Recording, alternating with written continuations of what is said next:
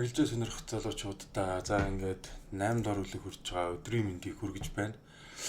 За тэгээд 8 дор үлэг ерөнхийдөө эхлэхийн өмнө за ер нь бол одоо ингээд 8 дор үлэг хойш бүлгүүдийг хараад тогтол тэг өмнөх бүлгүүдэд ярьсан зүйлүүдэд давтах маягтай тэг за маркеттэй ерөнхийдөө одоо хослуулж одоо өмнөх бүлгүүдийн ярьж исэн сэтгэл зүйн асуудлуудыг одоо маркет дээр одоо яаж одоо тэг зохицуулах уу гэдэг талаар хэлж байгаа. Талаар. За тэгээд 8 дахь үлгийн сэдв бол өөрийн ихтгэл үнэмшлэлүүдтэйгээ ажиллах гэж байгаа. За тэгэхээр нөө 7 дугаар бүлгийн өмнөх бүлгийн одоо маркетинг 5 суур зарчим гэдэг ба шүү дээ. Суур үнэн гэдэг. За тэр нь юу юм гэхээр нэгт маркетед юу ч тохиолдож юу ч өрнөж болно. Хоёр энэ зах зээлд мөнгө олохын тулд ирээдүг мэдэх шаардлага огт байдаггүй. 3. Ашиг алдагдал урьдчилан таамаглах боломжгүй ээлж дараалан давтамжтайгаар үүсдэг. За 4. Арга барил бол бидэнд тодорхой хэмжээний давуу талыг үүсгэж магадлалыг бидний талд гаргадаг төдий зүйл, төдий гэж байгаа шүү. Төдийхэн зүйл. Маркетед өрнөж буй хорон мөчбөр дахин давтагдчихгүй өрмөц байдгаа гэсэн. За тэгээ энэ 5 одоо суур үннийг ерөнхийдөө одоо 7 дугаар бүлэг дээр хэлсэн те энэ 5 суур үнэнг бол одоо 8 9-р бүлэг дээр бол одоо яг ихтгэл үнэмшил болох тухай илүү одоо ихтгэл үнэмшилтэй байхын тухай бол өгүүлнэ гэж ерөнхийдөө 8 дугаар бүлгийн сэдв маань эхэлж байна. За тэгээд одоо 8 дугаар бүлгийн дэд сэдв болох асуудлыг тодорхойлох гэсэн сэдв рүү орцгоё. 8 дугаар бүлгийн дэд сэдв асуудлыг тодорхойлох. За асуудлыг тодорхойлох гэдэг сэдвийн хүрээнд за номын зохиолч нь бол юу гэж ярьж байгаа нөхөр за үндсэндээ бол одоо трейдер бид нар бол одоо ханшийг бол дээш доошоо тий ерөөсө хоёр л чиглэлт бол ханшийг мэддэг за өсөх юм уу унах тий за тэгэнгүүт тэр маань тэгж үүсэж явах үедээ за ямар арга барилаас хамаараа тий ерөнхийдөө бол паттернууд үүсдэг үү тий за тэгшимийн арга барилд бол хэмжээч үүт юм уу за өөр одоо зөндөл арга смарт фоны концепт гэх өөр өөрсдийн сетаптай тэр сетапуудыг үргэлж одоо хийж тэг биднэрт бол харуулж идэг. За тэгэнгүүт яг тэр бүгдийг ингээ харуулах болгонд хүмүүс яадаг вөхөр өнгөрсөн үеийнхээ түүх одоо арилцсан арилжаанда дараа үеийнхээ одоо яг жинхэнэ одоо цагийнхаа арилжаатай холиод идэг бол маш том сул тал байдаг. Тэр нь яадаг вөхөр өнгөрсөнд баахан одоо тэг профит авсан юм чи энэ бол одоо батны өснө гэдэг ихтгэл үнэмшлээс болж алдаа хийдэг. Мөн өнгөрсөнд баахан одоо эсрэг явцсан нөгөө нэг бодож исэн паттернууд ч гэдэг юм те одоо өсөж унж байгаа хөдөлгөөн маань өөрөө өнгөрсөнд одоо миний эсрэг ингээ явцсан болохоор энэ ахаад тэгж одоо эсрэг явчих واخа гэдэг айдас хоёроос болоод ерөнхийдөө бол ингээд бидний сэтгэл зүйд бол одоо маш их юм юу оруулаад байдаг. Гол нь бол яг юу хэлээд байна гэхээр бид нар маркет биднэрт бол одоо те хязгааргүй олон боломжуудыг олгож байгаа. Тэгвэл паттерн болон бидний одоо хэрэгэлдэг арга барил болгоны маань одоо үнд сетап нөхцөл маань 100% биш гэдгийг ойлгооч. Эсрэг явах үе байна. Эсрэг явах үед нь бол тэгээд эрсдлийн менежмент мөнгөний дүрмээ бариад одоо баг алдагдлуулээд 6-аар явах үедээ риск рeward өндрөөр тооцоод тэг алдагдлаа ашгаа хэрэг зэрэг авах уу таллаж хаах уу тэг энэ менежментүүдийг хийгээ яваад ингээ яваач гэдгийг бол ойлгох гэдэг ерөнхийдөө яриад байгаа. Тэнгүүт бидний болохоор нэг ерөөсө тарих маань уялдаа холбооны механизм буюу өнгөрсөнд болсон арилжаатай байнга одоо хийх гэж байгаа арилжаага холиод ингээд одоо уялдаж холбоод идэх. Энийг болохоор уялдаа холбооны механизм гэдэг. Тэр нь өнгөрсөнтэйгээ битгий уялдуулаач. Одоо үүсэж байгаа те паттерн болон өөрийн гэсэн онцлогтой өөрийн гэсэн за өмнөх түүхийн паттернтэй магадгүй тэгээ өмнөх одоо арилжж байсан арга барил чинь яг л ижлэхнэр ингээд усны тусламж адилхан харагдаж байгаа боловч нөгөө талаасаа бол энэ нь бол өөрөө дахин давтагдчихгүй өөрийн гэсэн онцлогтой тий за өөрийн гэсэн одоо юутай одоо онцлог давуу шинж чанартай яагаад гэвэл өнгөрсөнд одоо байсан тэр усны тусчиг адилхан байсан паттерн магадгүй зургийн давуу явсан бол дараагийн паттерн дээр яг мөн арилжаачдаг тэн дээр бүгдийг ижил цагт орж ижил цагт гарч ижил цагт одоо нөгөө нэг юунууд авч явах хэвээр одоо ашиг аваа гарч явах хэвээр цагууд нь бүгд тэр энэ бүгдийг бол нөгөө тооцоолох боломжгүйгээс хойш нэг л трейдер яг тэр юунд л оролцохгүй байхад ерөнхийдөө бол одоо буруу явнаа тий тэр одоо тэр паттерн ч бол явахгүй ажиллахгүй гэдэг талаас нь яриад байгаа гэсэн. За тэгэхээр энийг бол маш сайн одоо ойлгох хэрэгтэй тий. Мөнгөний дүрмийг бариад орол гэдэг. За тэгэнгүүт яг одоо бол яг энэ дээр бол яг номынх нь өөрийнх нь юуг гаргачих. За энэ бол ерөнхийдөө бидний одоо тий одоо хамгийн түгээмэл ашиглагддаг тий паттерн нь шүү дээ. Одоо энэ жишээ доошоо задраад унсан байна тий. За энэ доошоо задраад энэ дээшээ задраа явсан байна. За ингээд ерөнхийдөө бол одоо өдрийн чартн дээр бол тий яг л паттерн зурагч.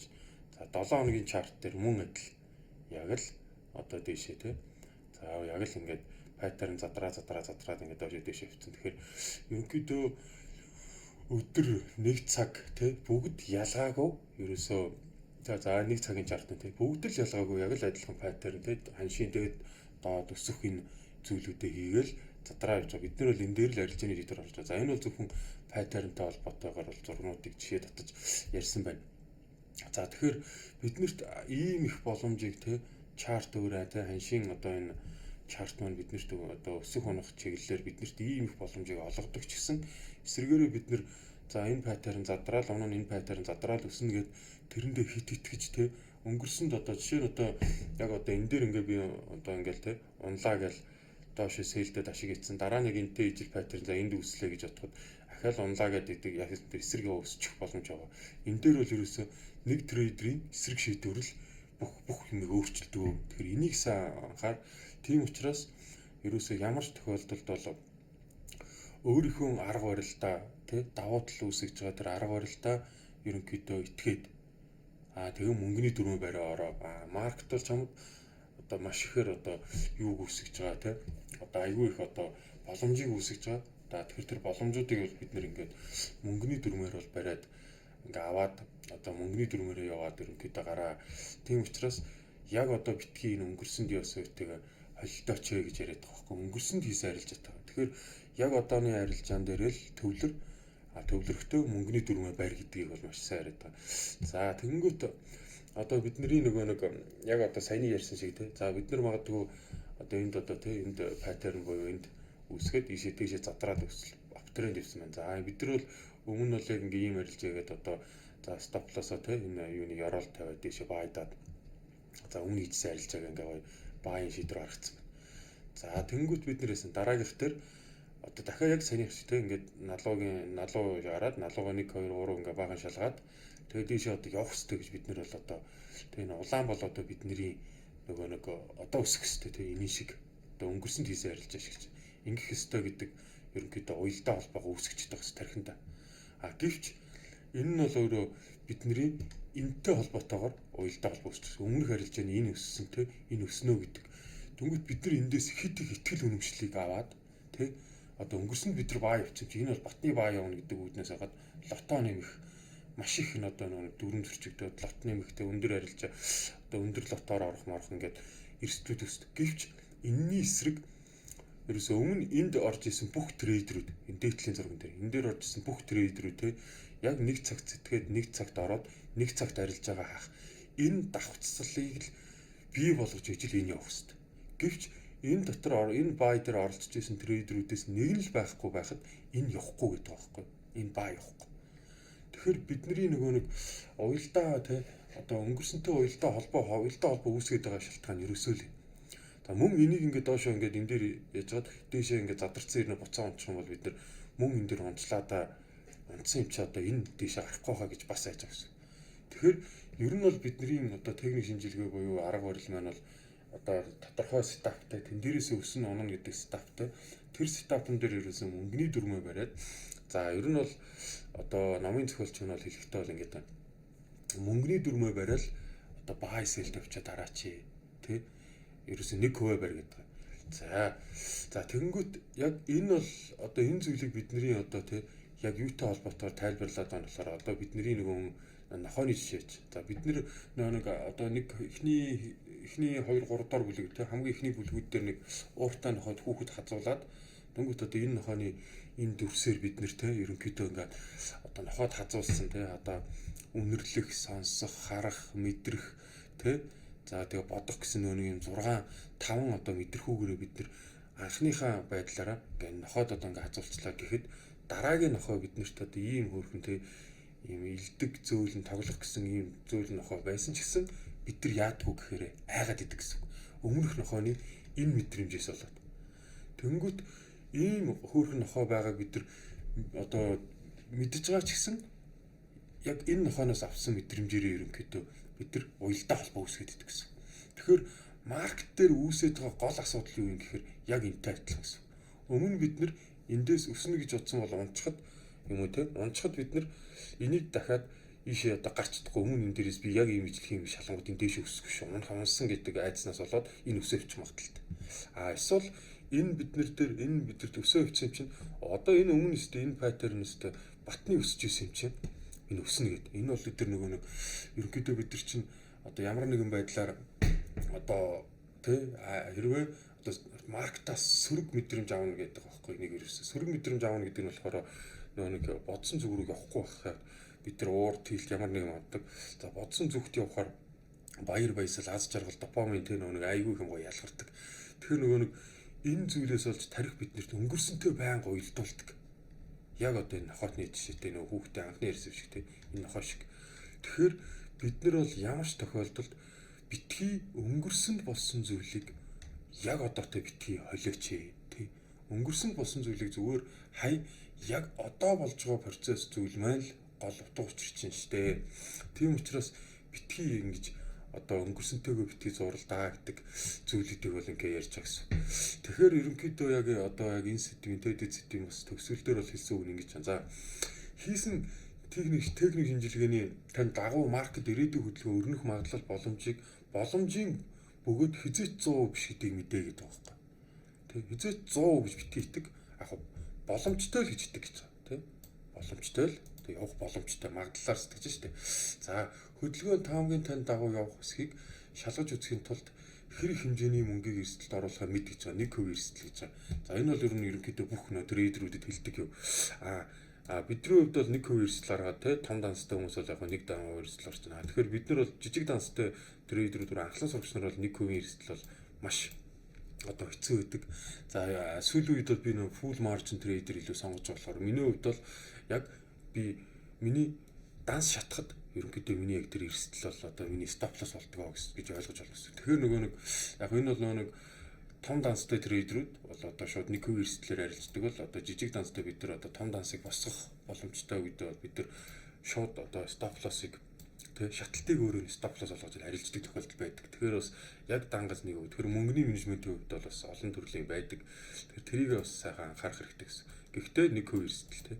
За энийг явуулсан. За арилжаанд оролцохоос өмнө алдагдлын хязгаар яг хаана байршуулахаа мэд. За мэдээж энэ бол бидний одоо гол зүйл те. Яагаад гэвэл бид нар алдагдлын хязгаар хаана авах хэрэгтэй гэхээр ер нь ойролцоогоор эндээс одоо те энийг хэрвээ хүрээд бид нар алдагдлуулчих юм бол энэс цаашаа бол одоо маркет өөр зүг рүү явахын тодорхой болчлаа гэдгээр гэдэг газар өөр нь бол stop loss-а тавина гэсэн. За маркет таны тогтоосон алдагдлын хязгаар төрсэн тохиолдолд та ямар ч эргэл зүйгээр арилжаанаасаа гарахаа мэд. За ер нь бол яг одоо би бол ингээ те одоо яг ингээ 3 дахь жил рүүгээ орцсон дээс явж байгаа. Ер нь бол яг stop loss-оор бид нар бол энийг ингээ шууд зогсоочдөг нь бол би бол зогсоочдөг. Тэгэхээр ихэнх трейдерүүд тийм байгаа. Гэхдээ ялангуяа шин трейдерүүд яадаг вэ гэхээр нөгөө нэг контрол гэдэг зүйлээ алддаг те. Өмнөх бүлгүүд дээр ярьж ирсэн. Ямар юм бэ гэхээр нөгөө нэгэнд ханш онхон тодорхой болцоод байна гэдэг хатал. За 0 болохоор нь хаачигээд stop loss-аа холдуулах, stop loss-аа авч хаях ийм асуудлуудыг аягүй их гаргадаг. Тэгэхээр ийм асуудлуудыг ерөөс гаргаж болохгүй. Угаасаа алдагдлахад хүрэх газараа тавиал тэгэл stop loss-аа зөвхөн эсвэл шууд гараараа хааж чаддаг бол гараараа хаа. Тэрээс битгий stop loss-ыг хойш нь сунгах те холдуулах эсвэл одоо stop loss-ыг авч хаяа те буцаагаад 0 болохоор нь хаачи гэж бодох ийм зүйл хүсв. За хамгийн сүүлд нь арилжааныхаа ашгийг яг хаана авахаа мэд. Яг тодорхойгүй байсан ч яг ямар нөхцөлд ямар үе шаттайгаар ашиг авахаас маш сайн мэдгэж байгаа. За ашиг авах тал дээр. За ер нь бол яг мэдээж ихэнх тохиолдолд бол өмнөх нөгөө нэг за паттерн юм уу эсвэл тэгээд өөр аргаар өмнөх одоо орой ёроолууд дээр ерөнхийдөө типийг авч гарах тохиолдлууд байдаг.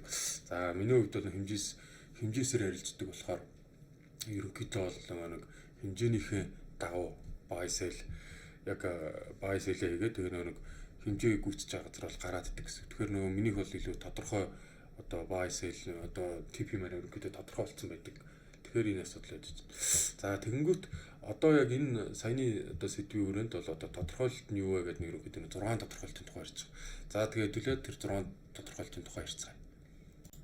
За ингээд одоо саяны сэдвийн хүрээнд ерөнхийдөө гаргасан 6 тодорхойлолтын за тухай яри. За энэ удаа бол зүгээр уншаад өгсөн дээр байх. За би ярих нэхээс илүү ягаад гэвэл энэ нь бол маш чухал одоо тодорхойлолт болохоор. За нэгдүгээр тодорхойлолт буюу за бидний зорилго юу вэ гэж. За мэдээж хүн бүрийн хамгийн гол зорилго бол мөнгө. Гэхдээ трейдер болоход зөвхөн арилжаа их ур чадвар хангалттай байсан бол энэ ном шаардлагагүй байх байлаа. Олон дараалсан амжилттай ашигтай арилжаануудыг хийхэд ямар ч ур чадвар шаарддаггүй. Харин олсон ашиг хамгаалж тогтмол үр дүнг үүсгэх ур чадвар шаарддаг. Энэ зах зээл тогтмол мөнгө олж чадаж байгаа нь тухайн трейдер арилжааны сэтгэл зүг бүрэн гүйцэд эзэмшиж чадсны илэрэл юм. Хүмүүс арилжааны ертөнцийг илүү сайн ойлгох тусмаа мөнгөн дээр ач холбогдол өгөхөө болж эхэлдэг.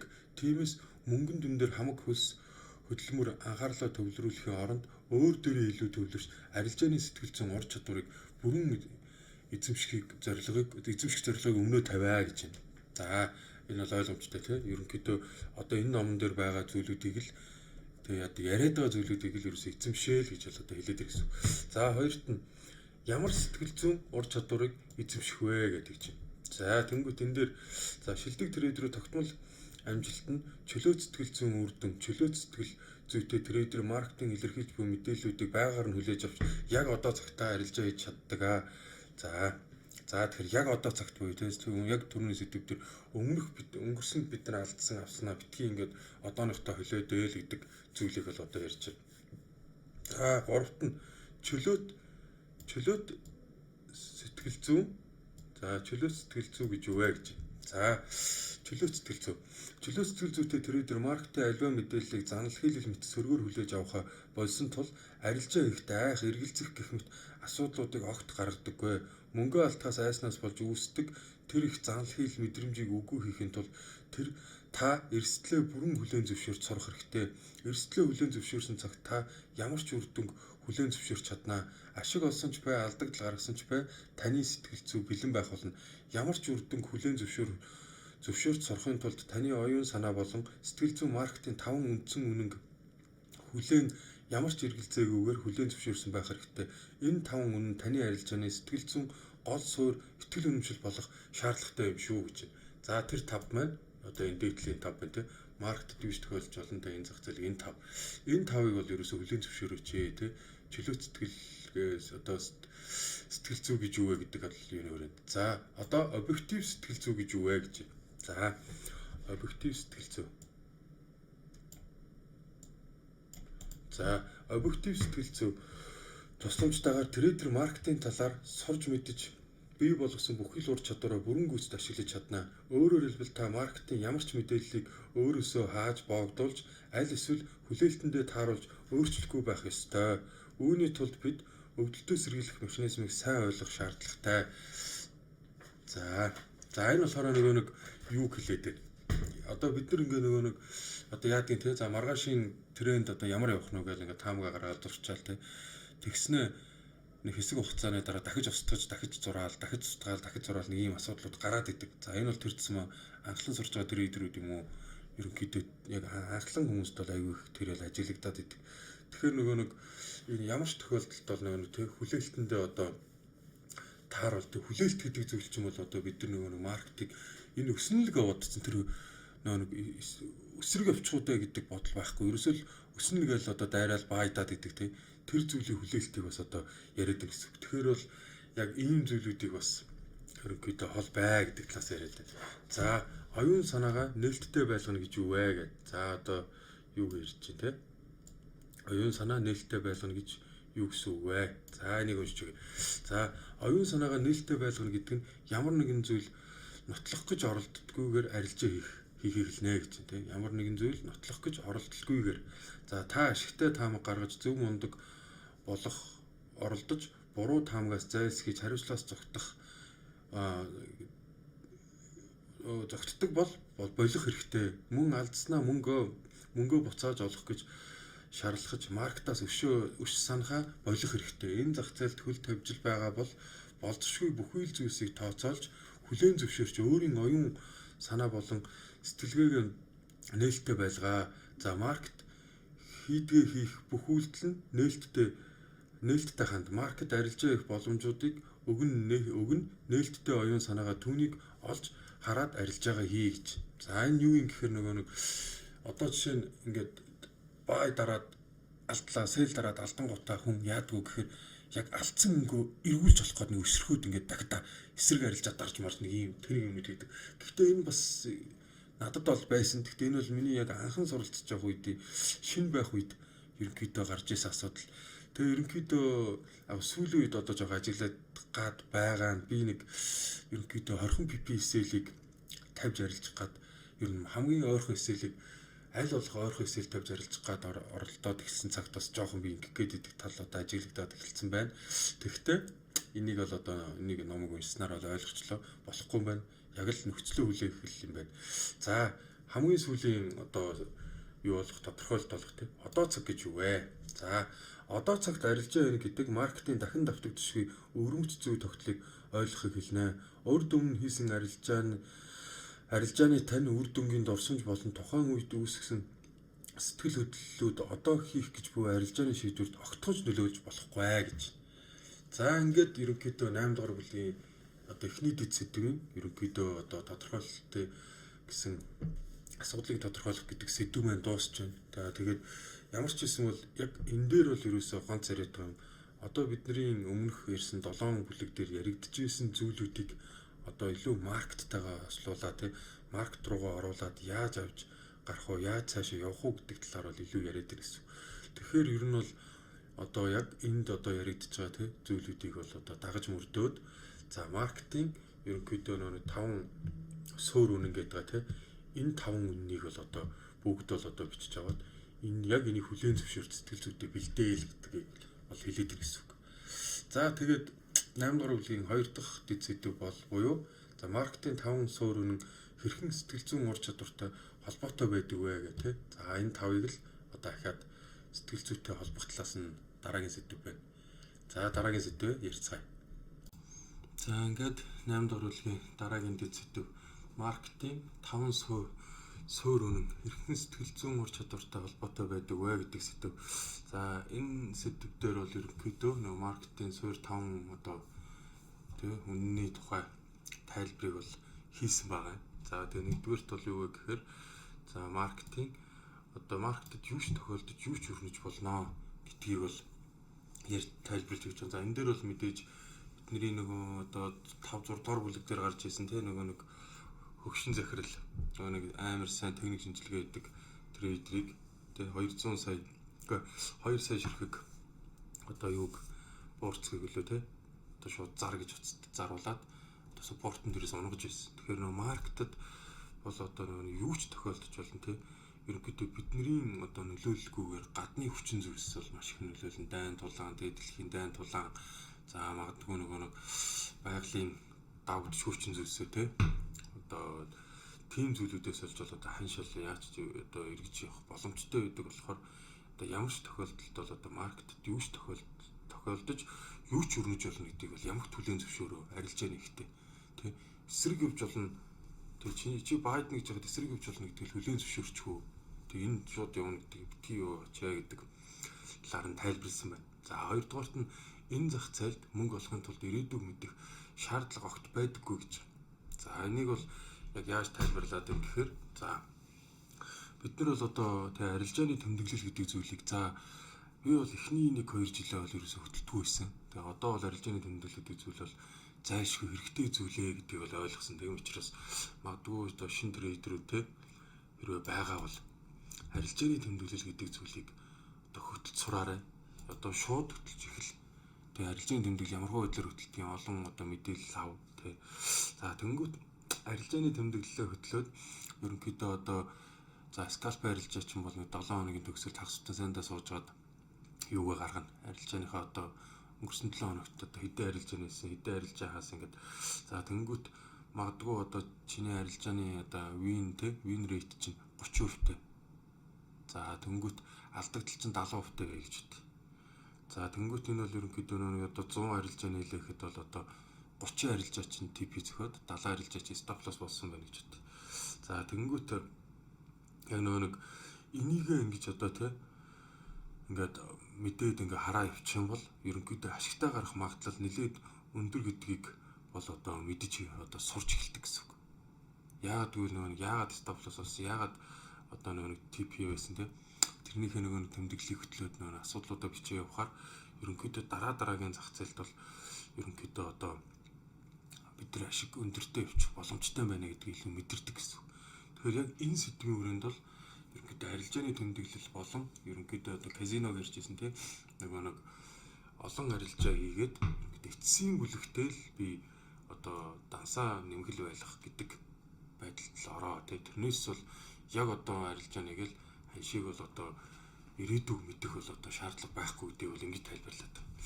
За тэгэнгүүтээ мөн цаашаа бол яг юу яриад байна гэхээр за хэрвээ одоо нөгөө маркетаас бид нэг юу яаж одоо TP хүрчгээсэ гэдэг эсвэл stop loss битгий цогцоосаа гэсэн элдв бензин хүлээлт үүсгэдэг. За ер нь хүлээлт гэдэг зүйлийн тухай өмнөх бас бүлгүүд дээр ярьжсэн бид нар хүлээлт гэдэг зүйл юу гэхээр бидний бодсон зүг рүү одоо маркет явахгүй бол бид нар тэн дээр хүлээлт үүсгэсэн байдаг болохоор эргээд тэр хүлээлтэнд хүрэхгүй болонгууд ингээд маш одоо муухай одоо мэдрэмжийг өөртөө авдаг одоо гуниглах, бухимдах, гомдох гэл За тэгэнгүүт эсэргээрээ яг бидний нэг маркетыг бодсон зүг рүү явчихаар эсэргээрээ бид нар ингээд одоо баярлахтай ингээ юунууд үүсдэг одоо сэтгэл мэдрэмжүүд үүсдэг. За тэгэнгүүт бид нар хэрвээ одоо маркетинг эсрэг хэрвээ ингээ маркет бидний хүлээлтээс эсрэг явчихаар биднэрт нэг сөрөг одоо маркетинг өөрөө бидний эсрэг явдлууд ч юм шиг тийм сөрөг одоо мэдрэмж төрөөд одоо тархин тийм сөрөг одоо цэник үүсээд тэр энерги нь өөрөө бид нарыг шууд одоо хамгаалтын гор руугаа шилжүүлж өвдөлтөөс зайлсхийх механизмыг идэвхжүүлдэг. Тэнгүүд өвдөлтөөс зайлсхийх механизм идэвхжчихээрээ бид нар юу хийдэг вэ гэхээр контрол алдах. Нөгөө нь харж исэн зүг рүүгээ харахаа байгаад шал өөр юм хараад ингээ өөр юм хийгээ явчихдаг гэсэн үг. Тэгэхээр яг бол одоо ямар нэгэн байдлаар бол одоо өөртөө сэтгэл зүйн бол ерөөсөө юу ч битгий үүсгээ харсан зүг рүүгээ л байж харсан зүгрдээ итэг за тэгээ эсрэг явсан бол алдагдлаа хөнгөшгөө хүлээгээл гараа авчиж тэгээ сэтгэл зүйд ерөөсөө битгий нөлөөлөл гэж.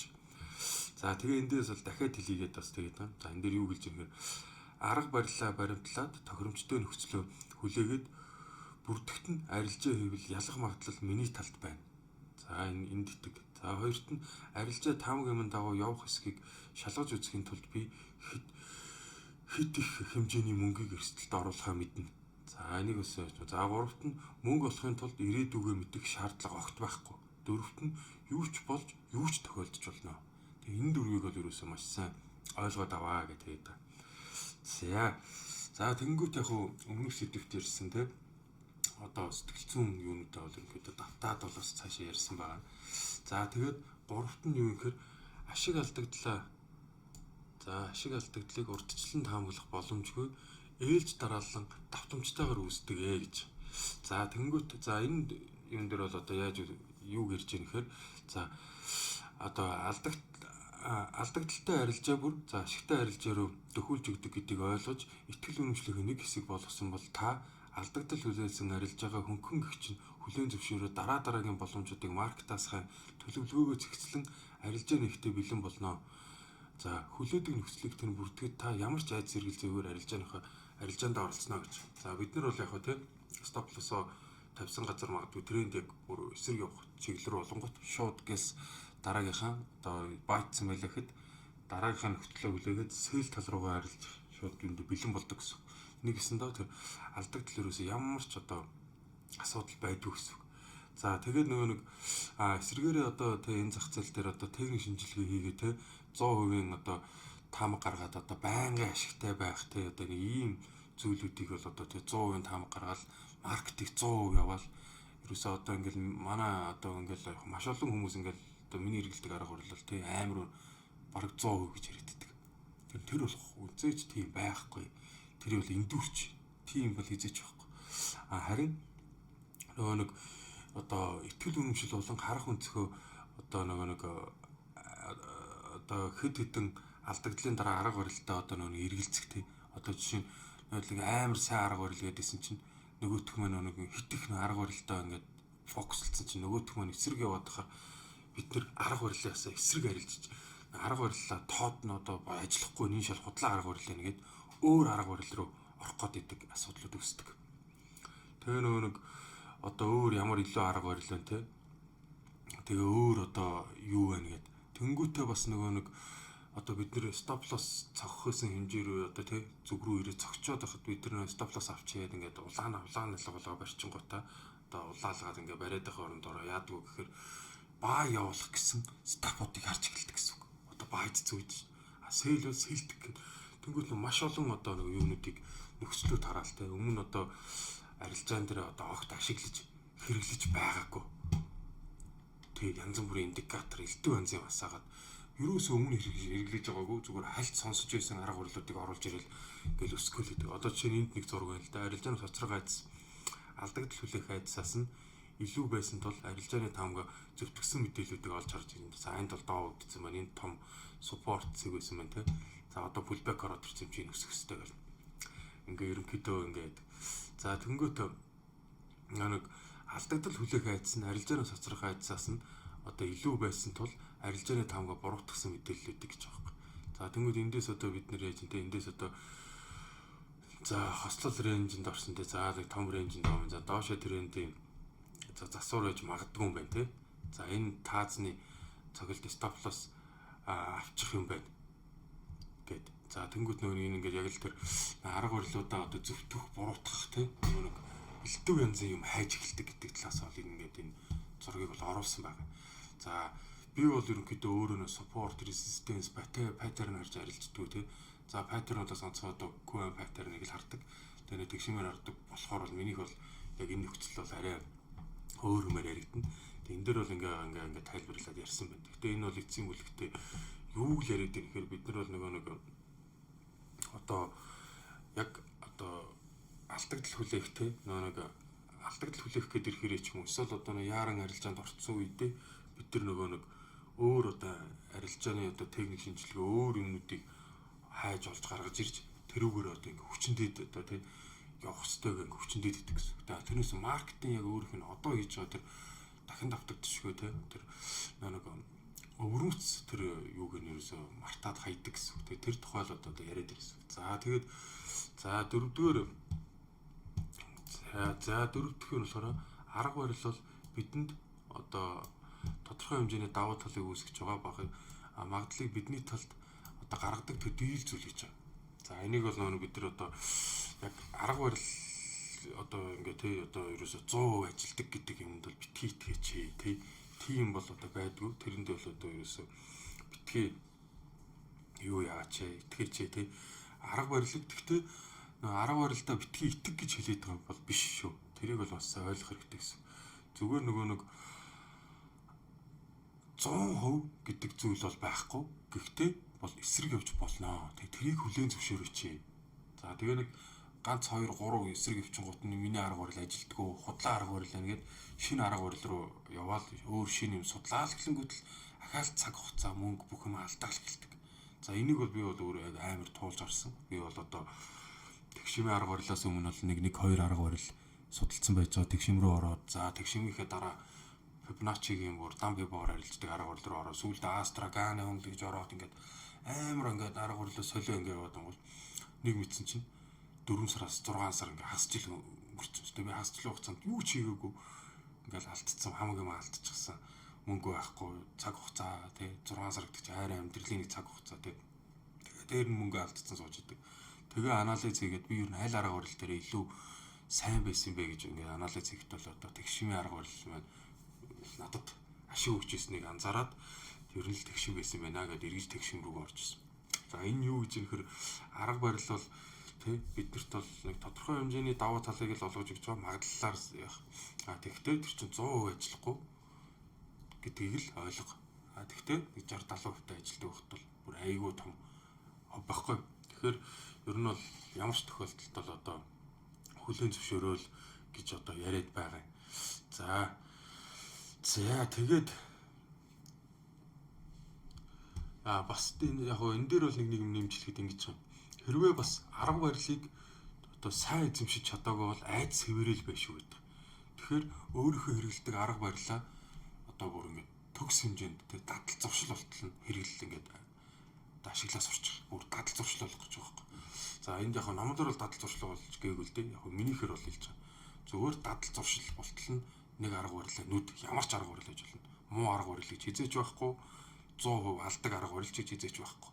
Ганцхан энд бол ерөөсөө бид нэг эцсийн бүлэгтээ те одоо казино шиг олон арилжааны ард дээр л дансаа нэмхэл ойлгох л тийм л болохоор бид нар бол одоо нэг арга барилыг сонгож аваад тэрийг олгоо дадал зуршил болтол нь хэрвээ тэрийг дадал зуршил болтол нь хийж чадаагүй байх юм бол айдас бол сэтгэл зүйн айдас бол хэвээрээ үргэлж байна шүү гэдгийг бол ярилээд байгаа. За тэгээд 5 дахь буюу маркетд өрнөж буй хорон бүч бүр одоо дахин давтагдчих өрмөц байдгаа гэж байна. За энэ зүйлийг бол одоо өрмөц гэдэг үг юу гэлээд юм бэ? Өрмөц гэдэг чинь бол ерөнхийдөө нэг анхдагч те одоо анхны гэсэн үг шүү дээ. Өмнө нь бол дахиж бол ийм байгаагүй. Одоо ганцхан ширхэг байгаа гэдгээр бол ерөнхийдөө өрмөц гэдэг үгийг бол тайлбарлаж байгаа. За тэнгуүтээ бид нар бол одоо маркетд яадаг гэхээр те ерөнхийдөө одоо за хэдүүлээ юуг харах. За маркетаас бид нар юуг хараад идэв гэхээр ингээд идэг. За одоо энд нэг те түрүүнд миний нэг өмнөх дэзэдүүдээр ирсэн. Одоо өмнө хийж исэн арилжаа үе те. За энэ арилжаан дээр бид нар паттерн дээшээ задарлаа, pullback-ны энд орж ирсэн байна. Retest хийлээ, баядлаа. Баядлаа stop loss-ыг энэ доор тавиад те одоо доотлын яроол доор тавиад баядаад ийм хэмжээ ашиг хийсэн. За тэнгүүт нэг бид нар одоо яг энэ дурсамж эн чинь бидний дурсамж ахгүй өнгөрсөн тийсэн түүх буюу бидний тархинд одоо тайлбарлал бид нар тархиндаа нэг энергийн бүтэц үүсгээд энэ бол бидний дурсамжтай холбогддог тийм дотоод болон гадаад дурсамж гэдэг. Гадаадд буюу одоо бидний нүд харах мэдрэх сонсох тийм мэдрэхүүгээрээ мэдрээд харцсан зүйлээ дотооддоо бид нар өнгөрсөн зүйлсэн дурсамжтайгаа нийлүүлээд уялдаа гэдэг зүйл үүсгэж байгаа юм. За тэнгуү тэр уялдаа чи үүсээд дараа нэг ийм паттерн орлоо. За яг ижлэх нь энэ шиг налуу үсээд за налуу дээр ингэ шалгаж гад дэшээ ингэ задраа гараад ирнэ. За задраа гараад бид нар яг энэ шиг өснө гэдэг бидний сэтгэл дотор одоо одоо ухаан бодолт маань одоо тэр нөгөө хоёр нохооны асуудал байна те. За мөн одоо тэр нэг одоо энэ өнгөрсөн тулсан энэ түүхийн асуудал. Би яг ийм нөхцөлтэй баядад ашиг хийсэн юм чинь энэ дээр баядад ашиг гэнэ гэд ингээд юу үсгэждэг бид нар тархинда хүлээлт үсгэждэг. Тэгэнгүүт энэ хүлээлт маань өөрөө бид нэр энэ дээр хараа дээшээ гарч ирлээ задарлаа стоп лоссоо тавилаа доошоо цоглоо стоп лосс цохиод ингээ алдагдлал хийчих. За тэгэнгүүт нөгөө нэг үр дүн маань ийм байх боломж байгаа. Энэ шиг одоо энэ анхны шиг өсөв шүү дээ. Тэнгүүт бид нар яах вэ гэхээр эндээс бид нар маш их одоо тэлт болон нөгөө нэг юунууд авдаг. Одоо өвдөлтүүд те. Тэнгүүтээ бахаа дараагийн харилж чатаа зуралдаал өмнө нь энэ нэг ингээд эсрэг хөвцөн юм чинь одоо энэ ингээд задраа эсрэг энэ шиг одоо явахгүй юм одоо. За магадгүй дараа нь энэ арилжааны дараа бидэрт ийм арилжаа гарах боломжтой байж идэг. Бид нар өмнө ингээд урсгаалтсан болохоор энэ явахгүй бол яа гэдэг айц үсчдэг. За тэгэхээр ийм одоо өнгөрсөн дүүсэн дурсамж маань те тархинд биднэрт маань яаж нөлөөлдөг вэхээр гадаад орчин буюу гадаадад үзэгдэж байгаа үнэрлэх сонсох харах юм те нөгөө нэг 5 мэдрэхүүгээр мэдэрсэн зүйл маань биднэрт ижил зүйлийг харуулад өгдөг. Тэгвэл ижил зүйлийг харангуут дотоод оюун ухаан маань шууд яадаг вэхээр нэг хамгаалах механизм дурсамж гэдэг зүйл маань өөрөө ингээ биднийг бол ингэж бол балалдаг. За тийм учраас ямар ч тохиолдолд те арилжаа бүр ямар ч одоо юу байхгүй одоо нэг дахин давтагдчихгүй өрмөц байдаг. Яагаад гэвэл энэ одоо дээш өсөхийн тулд тэ одоо энэ чи яг нэг хөгшин одоо нэг захирлын нэг юу байгаа шүү дээ. Одоо 6 дугаар бүлэг дээр ирчихсэн. Хөгшин захирлаас энэ дээр суппорт эндээс дээш өснө гэсэн чинь 2 сая ширхгийг зараа гэж хэлээ шүү унгаачихсан тэ. Яг л тэр зүйл байхгүй. Нэг л трейдер өмнө нь одоо энэ зүйлийг энэ паттерн задраа дээш өсгөж чадаж байсан зүйлийг нэг л трейдер эсрэг харахтал энэ маркет түрүүнд гიშгээд гэж өсдөг гэсэн. Мөн одоо бүх трейдерүүд ийшээ зэрэг гэдэг ийшээ өснөхэд яг ижил зэрэгд нэг цагт одоо бай дарж тэ. За яг нэг цагт бүгд одоо арилжаанаасаа гарч нэгэсэндээ нэг давтагдах хэвээр. Гэвч биднэрт тэрийг мэдэх таах боломж ямар ч байхгүй байхгүй. Угаасаа байхгүй. Тэгээ нэгд тийм байхгүй юм чинь бид нар яах юм? Зүгээр л одоо өвөрмөц тэ маркет өрнөж буй хорон мөч бүр дахин давтагдчихгүй өвөрмөц гэсэн одоо энэ ихтгэл үнэмшлийг тэ одоо ихтгэл үнэмшлийг ерөнхийдөө нэг уялдаа холбоо үүсгэж байгаа ш бид нар тархин дотор тий. За тэрийг одоо эсэргүүцэж хүч олгож өгөх хэрэгтэй байдаг байхгүй. Тэгэхээр бид нар одоо тархиндаа өмнө ингээ баа явж исэн чинь баа явах л өстэй гэж шууд ингэж сэтгэдэг байхгүй. Эсвэл энэ өмнө баа явах өстэй байж байгаа явуулгүй эсрэг явсан юм чинь энэ одоо дахин эсрэг явж байгаа гэдэг нэг өнгөрсөн болсон тэр арилжаануудыг хизээж битгий хол. Яг одооныхоо арилжаандаа шууд төвлөр. Тэгээд мөнгөний менежменттэй бариад мөнгөний дүрмээ бариад эрсдлээ тодорхойлоод тэгээд шууд ор тий. За тэрийг бол маш сайн бол одоо тайлбарлаж хэлээд байгаа. Ерөөсөө л одоо цагтаа л арилж. Битгий өнгөрсөн болон ирээдүйг мөнгө олох гэж ирээдүйг таамаглах шаардлагагүй тий. За тэгээ ерөнхийдөө өнгөрсөн дулсан түүх дурсамжаа одооны арилжаатай ойлгох шаардлага. Зөвхөн яг одоо цагтаа л төвлөр гэж. За тэгээ уялдаа холбооны тохиолсон. За тэгээд ерөнхийдөө 8 дугаар бүлгийн сүүлийн дэцэдэг болох. За сэтгэл зүйн төгс орон зайруу чиглэх гэж байна. За тэгээд энэ бол нэг богинохон хэсэг юм. За энийг би зүгээр уншаад өгчий. Тэгээд хэдүүлээ ерөнхийдөө за сэтгэл зүйн төгс орон зайруу чиглэх. За та маркетинг бодит байдлыг сэтгэл зүгээрээ хүлээн зөвшөөрсөн цагт арилжааны эрсдлийг хүлээн зөвшөөрч сурнаа. Арилжааны эрсдлийг хүлээн зөвшөөрсөн цагт таал маркетинг аливаа мэдээллийг сөргөөр хүлээж авахаа болж өвдөлтөөс зайлсхийх механизм тань идэвхгүйч нэ. Өвдөлтөөс зайлсхийх механизм тань идэвхжснээр та аливаа мэдээллийг өөрөөсөө хааж богдуулахаа болно. Юу ч хаагдахгүй байснаар та маркетинг бүхэл боломжуудыг хүлээн зөвшөөрч оюун ухаан тань энергийн солилцоо буюу мэдээллийн солилцоод нээлттэй болж эцэст нь та арилжаа их боломжуудыг ямар ч дотоод зөрчилгүйгээр олж харж эхэлнэ. Оюун санаа тань энергийн солилцоонд нээлттэй байгаа эсэхийг баталгаажуулахын тулд та маркетинг ирээдүйд юу болохыг мэдэхгүй гэдгийг хүлээн зөвшөөрөх хэрэгтэй. Ирээдүйг мэдэж чадахгүй гэдэгтээ эвлэрч сэтгэл зүйтэй амар амгалан байдлыг олж эхлэх үед та энэхүү зах зээл дээр өгөгдөж буй бүхэл боломжуудыг ашиглахад бэлэн болно. Тэр үед л та сэтгэл зүйн төгс орон зай зоон руугаа нэвтрэх нөхцөлийг бүрдүүлж одоо цагт үүсч буй эц төгсөлгүй боломжуудын урсгалын нэг хэсэг болно гэж. За тэгээд яг энэ бол одоо саяны миний ярьсан зүйлүүдийг бол тий яг дахиад бас тайлбарлаад өгч чинь. За ерөнхийдөө бол яг хөө тий номын мөр бүлэг маань бол яг л нөгөө нэг юм ал давтаад байгаа. Тий ингэдэг шүү, тэгдэг шүү, ийм л юм болдгийг шүү гэл энийг тэгэл ямар нэгэн жишээгээр яриад байгаа хгүй. Зүгээр одоо наацхан жишээ өгтөл тий магадгүй одоо хэдүүлээд энэ өрөөс дахин давтагдчихгүй тий сэтгэл зүйн одоо энэ орон зайгаа тий ингээ байлга гэдэг зүйл дэр ингээ нэг жишээг нь бас би дотор ирсэн байна. Тэр жишээ нь юу гэсэн гэхээр та яг одоо гараа өрг. За тэгэнгүүт одоо буулгаад дахиад гараа өргөе. Дахиад гараа өргөхдөө та яг өргөсөн тэр өнцөгч нь яг дахин давтагдсан уу? За өмнөх өргөлтийн ажилласан булчингууд саяны өргөлтийн булчингууд хоёр яг ижил төвшөнд хүч үзүүлж ажилласан уу? Ингээл маш олон зүйл нь давтагдсан байх боломж байхгүй байхгүй. Тэгэхээр маркет өөрөө яг энэ шиг харахад төстэй боловч дахин давтагдчихгүй өвөрмөц шинж чанартай зүйлээ тий. Тэгэхээр тэр өвөрмөц гэдгийг бид нар ойлгочих юм бол бид нар өнгөрсөнтэйгөө зууралдахгүй ирээдүйд санаа зовхгүй гэсэн үг байхгүй. Тэгэхээр бид нар яг одоо байгаа дээр л ингээ арилж байгаа хийгээл оруулчих юм бол ерөнхийдөө бид нар бол ингээ ямар ч сэтгэл зүй айдсгүй тий. Зүгээр л одоо байгаа мэдээлэл дээрээ тулгуурлаад байсаал төвчөө дараал алдчихлаа. За дараагийн нөхцөлөө хүлээ гэж сууч гэсэн.